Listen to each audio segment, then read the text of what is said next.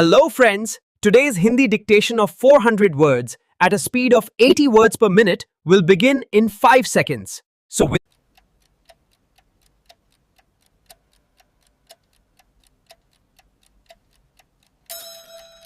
Ready start.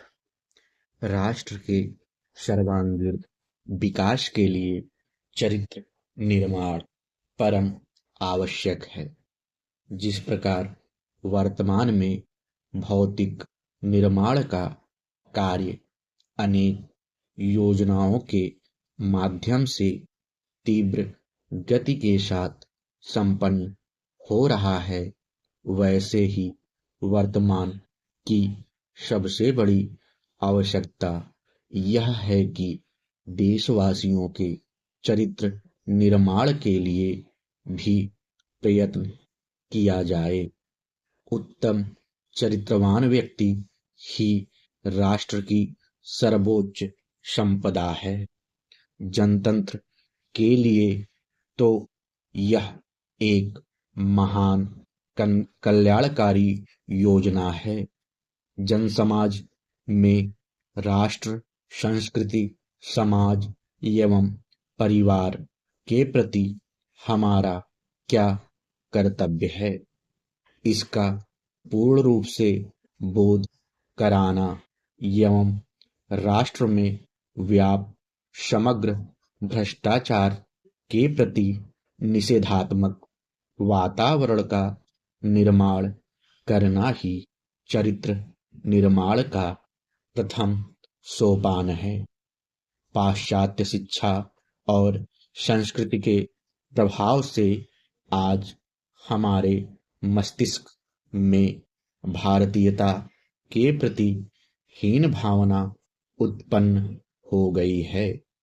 चरित्र निर्माण, जो कि बाल्यावस्था से ही ऋषिकुल, गुरुकुल, आचार्यकुल की शिक्षा के द्वारा प्राचीन समय से किया जाता था, आज की लॉर्ड मैकाले की शिक्षा पद्धति से संचालित स्कूलों एवं कॉलेजों के लिए एक हास्यास्पद विषय बन गया है। आज यदि कोई पुरातन संस्कारी विद्यार्थी संध्या वंदन या शिक्षा सूत्र रखकर भारतीय संस्कृति में जीवन बिताता है, तो अन्य छात्र उसे बुद्धू या अप्रगतिशील कहकर उसका मजाक उड़ाते हैं। आज हम अपने भारतीय आदर्शों का परित्याग करके पश्चिम के अंधानुकरण को ही प्रगति मान बैठे हैं। इसका घातक परिणाम चरित्र दोष के रूप में आज देश में सर्वत्र दृष्टिगोचर हो रहा है। देश की उन्नति के लिए गांधी जी ने ग्रामोन्नति को सर्वोपरि माना है। भारतीय ग्राम भारत की प्राचीन सभ्यता व संस्कृति के प्रतीक हैं। ग्राम ही भारतवर्ष की आत्मा है और संपूर्ण भारत उनका शरीर।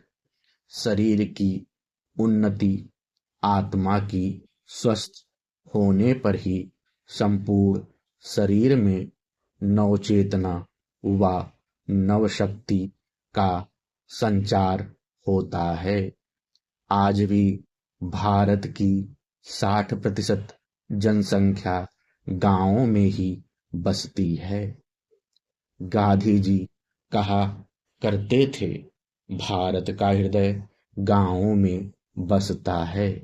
गांवों की उन्नति से ही भारत की उन्नति हो सकती है।